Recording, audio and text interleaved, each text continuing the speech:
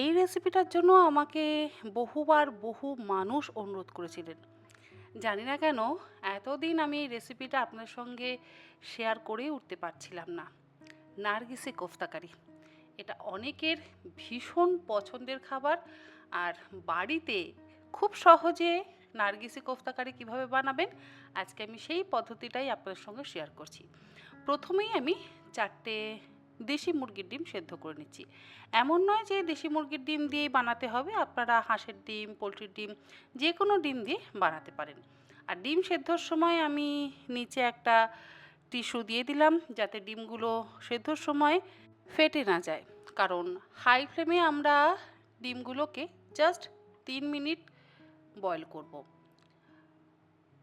এর মধ্যে আমি দিয়ে দিলাম 1 চা চামচ লবণ। যখন হাই ফ্লেমে ডিমগুলো 3 মিনিট সেদ্ধ করা হবে সেই সময় কিন্তু ডিমগুলো ফুটতে ফুটতে অনেক সময় ফেটে যেতে পারে, আমি সেই জন্যই নিচে টিস্যুটা দিয়ে দিলাম। আর আমাদের লাগবে পেঁয়াজ, তার জন্য আমি 3টে পেঁয়াজ বড় টুকরো করে কেটে নিচ্ছি।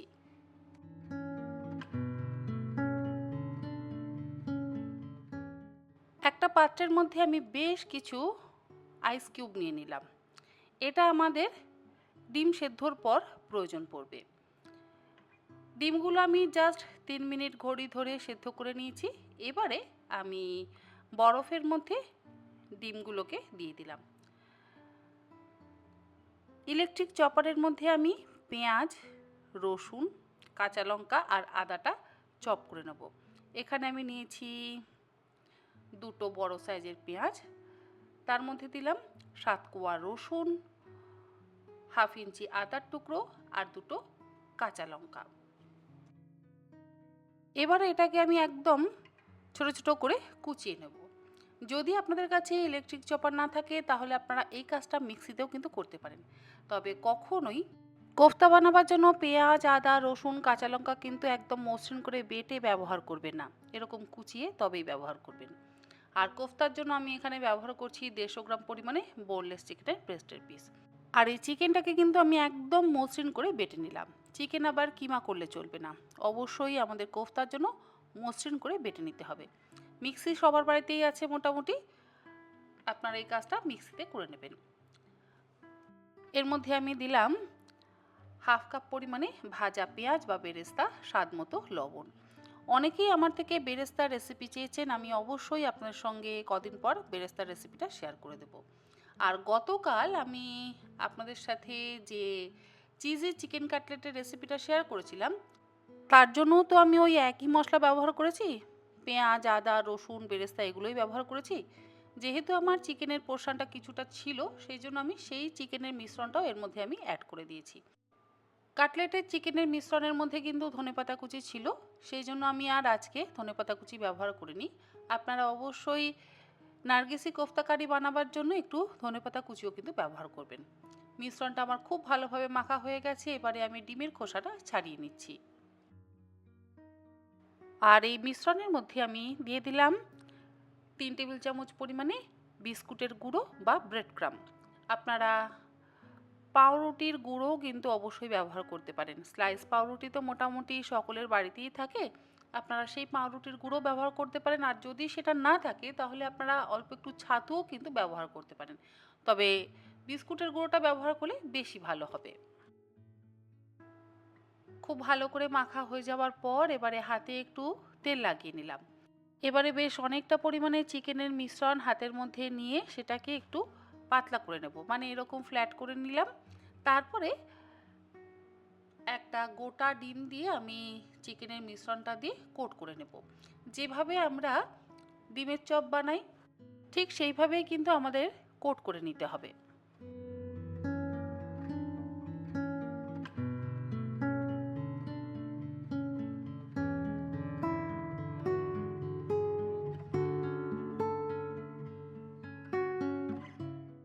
আর কোটিংটা করতে যদি অসুবিধা হয় তাহলে আপনারা অবশ্যই একটু হাতে তেল লাগিয়ে নেবেন, দেখবেন তেল লাগিয়ে নিলে আর কোটিং করতে কোনো সমস্যা হবে না। আমি খুব ভালোভাবে কোট করে নিয়েছি। আর এই একই রকমভাবে বাকি ডিমগুলোকেও আমি চিকেনের ওই মিশ্রণটা দিয়ে কোট করে নেব। নারগিসি কোফতাগুলোকে আমার ভালোভাবে গড়ে নেওয়া হয়ে গেল। আর হাতে একটু তেল নিয়ে আমি কোফতাগুলোর ওপরে ভালো করে লাগিয়ে দিচ্ছি। তাতে কোফতাগুলো দেখতে ওপর থেকে একদম মসৃণ লাগবে। মানে কোফতাগুলো তো অবশ্যই একটু ভালোভাবে গড়তে হবে, না হলে ফেটে যেতে পারে। কড়াইতে বেশ অনেকটা পরিমাণে তেল গরম করলাম। তেল গরম করে নেওয়ার পর এবারে একটা একটা করে নারগিসি কোফতা আমি এই গরম তেলের মধ্যে দিয়ে ভেজে নিচ্ছি। বেশ একটু লালচে করে ভাজতে হবে।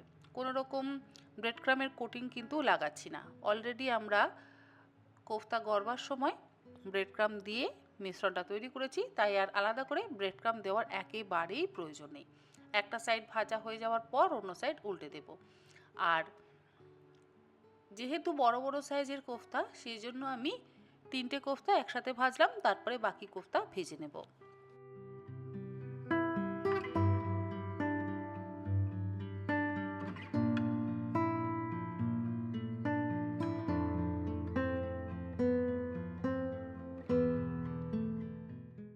কোফতা ভাজা হয়ে গেলে তুলে একটা আলাদা পাত্রের মধ্যে রেখে দেব। আর এখানে একটা কথা বলে রাখি, আমার যেহেতু চিকেনের মিশ্রণটা একটু বেশি ছিল, সেই জন্য আমি আর একটা ডিম আলাদা সেদ্ধ করে ওই একই রকমভাবে কোফতা বানিয়ে নিচ্ছি। মানে আমাদের 5টা নারগিসি কোফতা কিন্তু তৈরি হয়েছে। এবারে আমি গ্রাইন্ডিং জারের মধ্যে নিয়ে নিলাম একটা ছোট সাইজের পেঁয়াজ, তার সাথে 3 কোয়া রসুন, হাফ ইঞ্চি আদার টুকরো, 2টো কাঁচা লঙ্কা, আর দেব ভাজা পেঁয়াজ বা বেরেস্তা। আবারও বলছি, বেরেস্তার রেসিপি আমি অবশ্যই পরে আপনাদের সঙ্গে শেয়ার করব। এর মধ্যে আমি অল্প একটু জল দিয়ে একদম মসৃণ করে বেটে নিলাম। আর হ্যাঁ, এখানে আমি হাফ কাপ পরিমাণে ভাজা পেঁয়াজ বা বেরেস্তা ব্যবহার করেছি। বেরেস্তা ব্যবহার করলে গ্রেভির টেক্সচার অসম্ভব ভালো হয়, আর খেতেও কিন্তু ভীষণ ভালো হয়। কোফতাগুলো ভাজার পর কড়াইতে কিন্তু বেশ অনেকটা তেল রয়ে গেছিলো। আমি তার থেকে বেশ কিছুটা পরিমাণে তেল আমি আলাদা করে নিলাম, কারণ এতটা তেলে আমরা কখনোই গ্রেভিটা তৈরি করব না। মোটামুটি 5 থেকে 6 টেবিল চামচ পরিমাণে তেল আমি রাখলাম।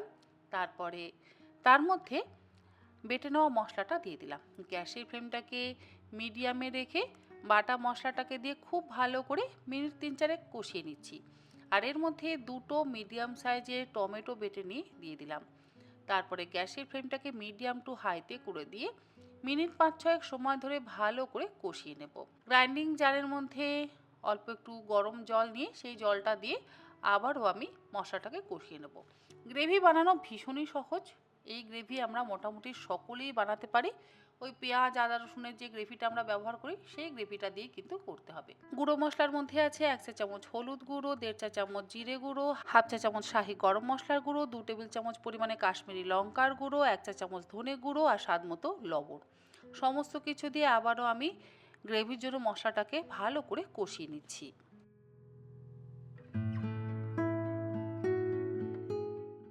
অল্প অল্প পরিমাণে গরম জল দিয়ে আমি মশলাটাকে ভালোভাবে কষিয়ে নিচ্ছি। আর যেহেতু বেরেস্তা বা ভাজা পেঁয়াজ ব্যবহার করেছি, তাই খুব বেশিক্ষণ সময় ধরে কিন্তু আমাদের কষাবার প্রয়োজন নেই। মোটামুটি আমি 5 থেকে 7 মিনিট মশলাটাকে কষিয়ে নেওয়ার পর এর মধ্যে দিয়ে দিলাম পরিমাণ মতন গরম জল। জলটা দেওয়ার পর এবার এর মধ্যে আমি দিয়ে দিলাম হাফ চা চামচ চিনি। চিনিটা দিলে স্বাদটা ব্যালেন্স হবে। 1 চা চামচ পরিমাণে কসুরি মেথি ড্রাই রোস্ট করে নিয়ে সেই গুঁড়োটা ওপর থেকে দিয়ে দিলাম। এরপরে এর মধ্যে আমি আগে থেকে ভেজে রাখা নারগিসি কোফতাগুলোকে দিয়ে দিলাম।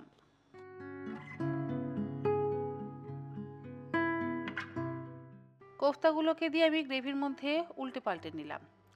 এরপরে ওপর থেকে আমি দিয়ে দিচ্ছি সামান্য পরিমাণে একটু ধনেপাতা কুচি। তারপরে ঢাকা দিয়ে গ্যাসের ফ্লেমটাকে লোতে করে দিয়ে 2 থেকে 3 মিনিট একটু আমি গ্রেভিটাকে ফুটিয়ে নেব। 3 মিনিট পর তৈরি আমাদের নারগিসি কোফতা কারি। দেখুন, আমাদের নারগিসি কোফতা কারি কিন্তু একদম তৈরি। গ্যাসের ফ্লেমটাকে আমি অলরেডি বন্ধ করে দিয়েছি। এবারে আমি এই নারগিসি কোফতা কারি সার্ভ করছি। আপনারা চাইলে ফ্রাইড রাইসের সাথেও সার্ভ করতে পারেন বা খেতে পারেন, আবার চাইলে রুটি পরোটার সাথে তো অবশ্যই খেতে পারেন। যেটা দিয়ে আপনাদের খেতে ইচ্ছে হবে সেটা দিয়ে খেতে পারেন। আশা করি আমার আজকের এই নারগিসি কোফতা কারির রেসিপি আপনাদের ভালো লাগলো। আর অত্যন্ত সহজ পদ্ধতিতেই আমি আপনাদের সঙ্গে এই নারগিসি কোফতা কারির রেসিপিটা শেয়ার করলাম। রেসিপিটা কেমন লাগলো অবশ্যই জানাবেন। আর বাড়িতে বানাতে কিন্তু আপনাদের অবশ্যই হবে। অনেক দিন ধরে আপনারা এই রেসিপিটার জন্য আমাকে অনেকেই অনেকবার অনুরোধ করেছিলেন। সত্যি আমি অত্যন্ত দুঃখিত যে আপনাদের সঙ্গে এতদিন পর এই রেসিপিটা শেয়ার করছি। আর সত্যি খেতে অপূর্ব হয়েছে। আপনারা নিজেরা বাড়িতে বানিয়ে খেয়ে আমাকে জানাতে কিন্তু একেবারে ভুলবেন না।